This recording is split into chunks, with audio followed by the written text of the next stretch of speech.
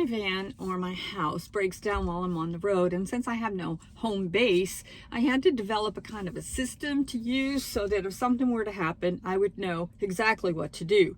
So in this video, we're going to talk about the van and the house breakdowns and maintenance. This is the third video in my series about this particular subject. The first video was about diagnosing, the second video was about towing, and this one is the completion on how to find somebody to actually work on your van or your house. Start with the van. Now I have a Ford. I don't know what you have, but this can apply to everything.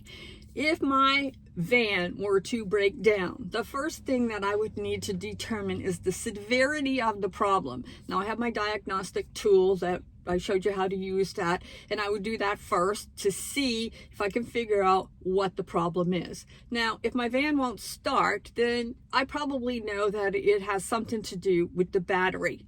But if my transmission won't work, then I'm thinking that that's going to be a little bit more severe, and so I have to kind of make a different plan to go with that. And if you're broken down beside the road, trying to have a clear enough mind to determine the severity without panicking may be an issue. So I hope I can give you enough knowledge in this video so that that won't happen to you.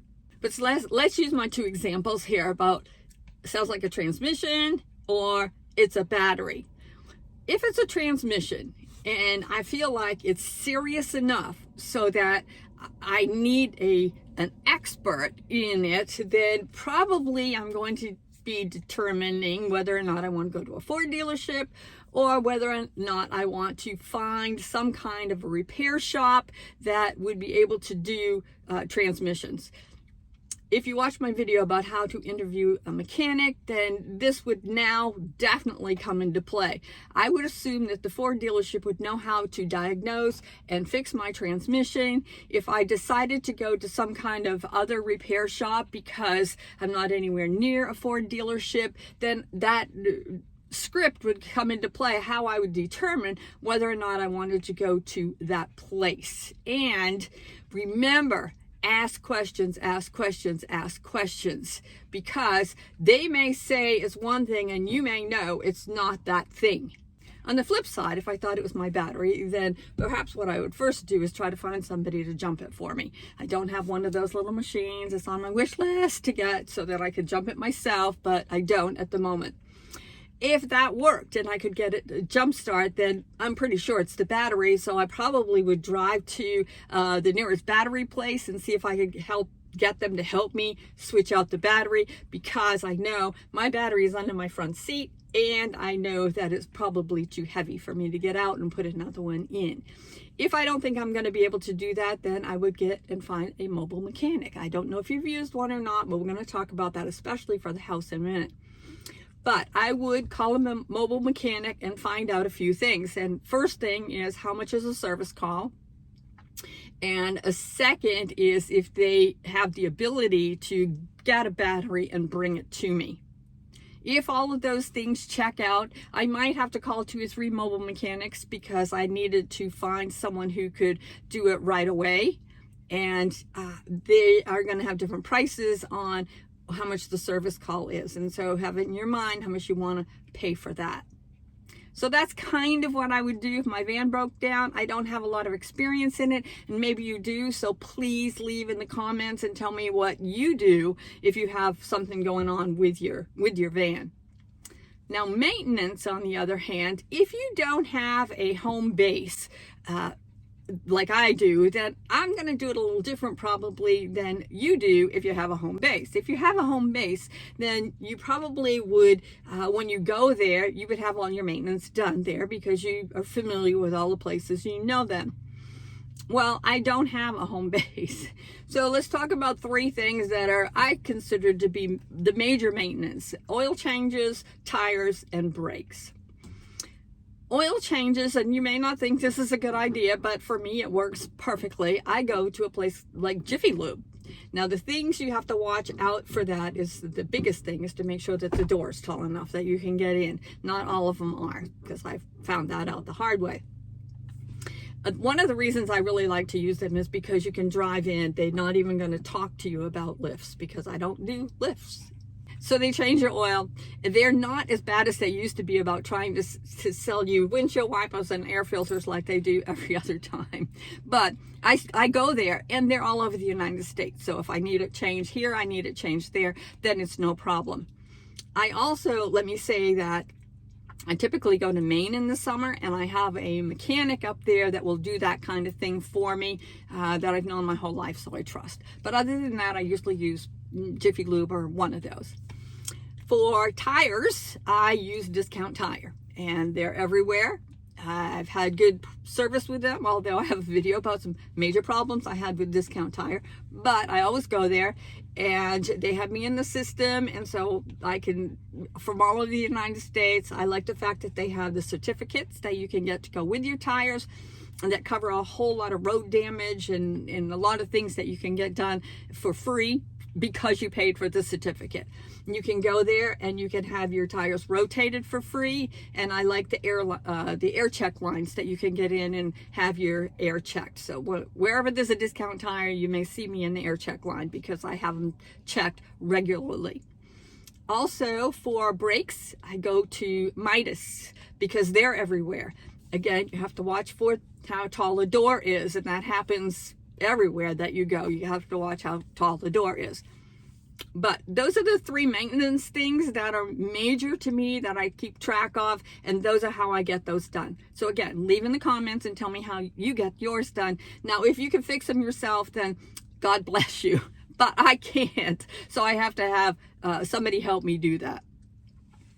Now let's talk about your house. I'm going to talk about maintenance in your house first, because breakdown in the house is you're going to have that more than anything else. I think I do, at least.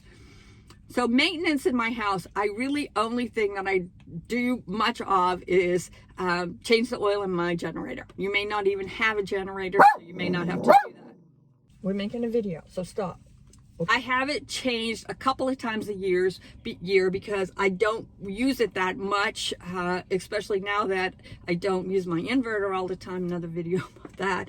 But I do have that changed. And, you know, it's another thing you have to know what you're doing, because let me tell you, in my generator, the oil that you put in there is 2 fingers shy of a quart. 2 fingers shy. And so you need to make sure you tell them that, because if you don't, it will do a blowback and it will get in your exhaust system and it will ruin everything. I don't have a video on that, but I do know someone who does. So these are things that you need to take care of and know. Now let's talk for a minute about repairs on your house. Your repairs on your house really are going to have a lot to do with what you have in your house. For me, I have had repairs done on a few things. What I do first, I determine what's broken. If I don't have heat, then I know it's my heat. So the first thing I do is I look for where the dealerships are, because sometimes, like my heat, I know it's very specialized. So I look for where the dealerships are. If there's anything close, I might go there. If there isn't anything close, then I would look for an authorized dealer. And I've had that happen on my generator before. There was no owning anywhere near, so I went to an authorized dealer. So that's where I start, authorized dealer. Then I would determine again what the problem is. And if it's my heat, then I got no choice. I got to go to an authorized dealer, because if I don't, then I will go someplace where I end up paying them to learn how to work on my heater, and I can't afford to do that. So I would go to an authorized dealer. But I have had things like a water leak in here, and I have had my water pump go out, and just smaller things like that. Now I have learned how to screw screws in, fix things, change fuses, those kind of things, because you know, you don't want to do that. But the most success I've had is with a mobile mechanic. And I have one just outside Phoenix that I have used multiple times for different things. I looked for reviews first, and I started calling around. The first one that I called, he wanted $150 to come in and look just for the service call, and then he wanted another $150 to diagnose. So it was $300, and he hadn't done anything, so hung up on him.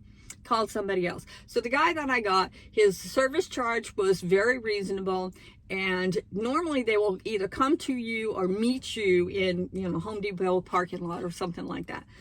Well, in this case, I went to his house. I mean, there you go. I parked in front of his house, and he worked on it there. And his fee was reasonable.